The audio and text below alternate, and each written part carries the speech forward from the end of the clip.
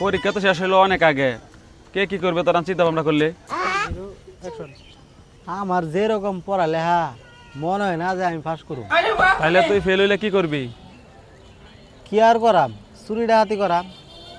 হ্যাঁ, চুরি ডাকাতি? আচ্ছা বুঝলাম। তাহলে ইব্রাহিম তুই কি করবি? আমি যে পরীক্ষা দিছি মনে হয় পাস করবো, আর আমার বাপ মার ইচ্ছা আমি পুলিশে চাকরি করবো। আমি পুলিশে চাকরি করব। আচ্ছা ইব্রাহিম, এটা বুঝলাম। তাহলে তুই কি করবি? আমার তো এর আগে কোনো চিন্তা ভাবনা ছিল না, তবে এরা দুজনের কথা শুনে আমি চিন্তা করলাম আমি উকিল হব। উকিল হবি কেন? কারণ ও কইছে ও চুর হবে, চুরি করবে, আর এ পুলিশ এলে ওরে ধরে নিয়ে যাবে, আর আমি উকিল হইয়া ওরে ছাড়াই নিয়ে আসবো।